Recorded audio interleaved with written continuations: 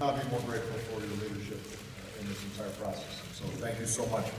With your indulgence, before I speak a little bit about this summit, I'd like to say a few words about a tragedy that recently took place back in the United States. Over the weekend, a massive landslide swept through a tiny town called Oso in Washington State. And while I won't get ahead of the ongoing response and rescue operations, we know that part of this tightly knit community has been lost. First responders have acted bravely despite still dangerous conditions. The American Red Cross has opened multiple shelters, and the people of Washington State have been quick to help and comfort their fellow citizens. I just spoke to Governor Inslee, who swiftly declared a state of emergency. I signed that emergency declaration to make sure he's got all the resources that he needs. My administration is in contact with them on an ongoing basis.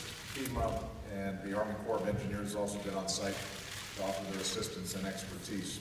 So I would just ask all Americans to send their thoughts and prayers to Washington State and our community, also and the families and friends of those who continue to be missing. We hope for the best, but we recognize this is a tough situation. Now, as for our work here in The Hague, I want to just repeat the extraordinary work that Mark has done in helping to organize this. King Willem-Alexander and to the people of the Netherlands, your hospitality has been remarkable. Your organization has been flawless.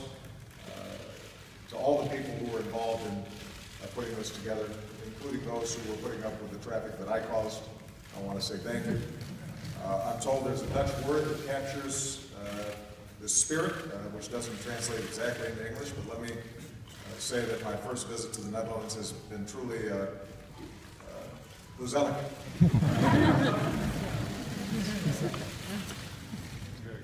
I convened the first nuclear security summit in Washington 4 years ago because I believed that we need a serious and sustained global effort to deal with one of the greatest threats to international security, and that's the specter of nuclear terrorism. We made further progress at our second summit in Seoul, and under your Prime Minister's stewardship, we built on that progress here. In keeping with the spirit of these summits, this was not about vague commitments, it was about taking tangible and concrete steps to secure more of the world's nuclear material so it never falls in the hands of terrorists, and that's what we've done. In particular, I want to commend Belgium and Italy for completing the removal of their excess supplies of highly enriched uranium and plutonium so that those supplies can be eliminated. In a major commitment, Japan announced that it will work with the United States to eliminate hundreds of kilograms of weapons-usable nuclear material from one of their experimental reactors. That's enough for dozens of nuclear weapons. Dozens of other nations have agreed to take specific steps towards improving nuclear security in their own countries and to support our global efforts. Some have pledged to convert their research reactors to low-enriched uranium, which can now be used to make a bomb.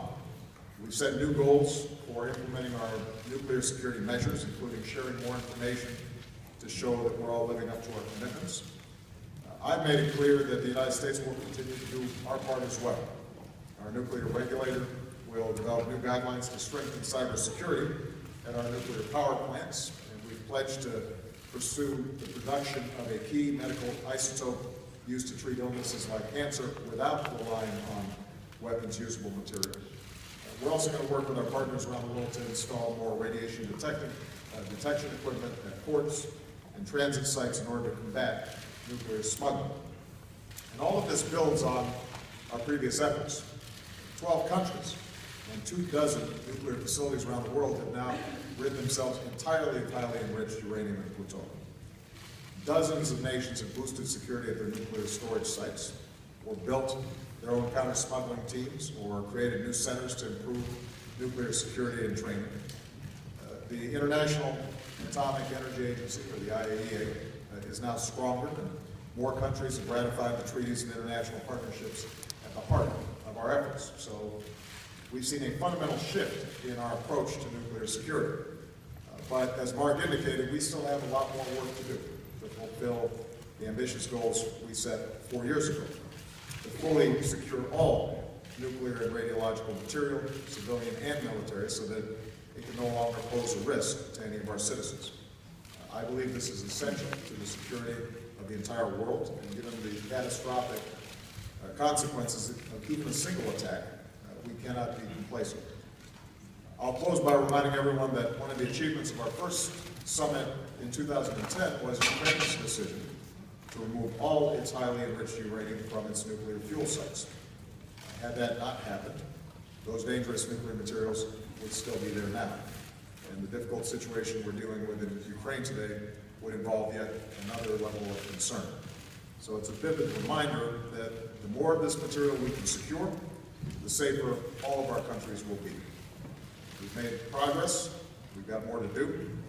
We're going to continue our work, and I look forward to hosting the 4th Nuclear Security Summit in the United States in 2 years. So thank you again, Mark, and all your team, as well as the people of the Netherlands, for this outstanding summit. Thank you, Mr. President. We'll go straight to questions now.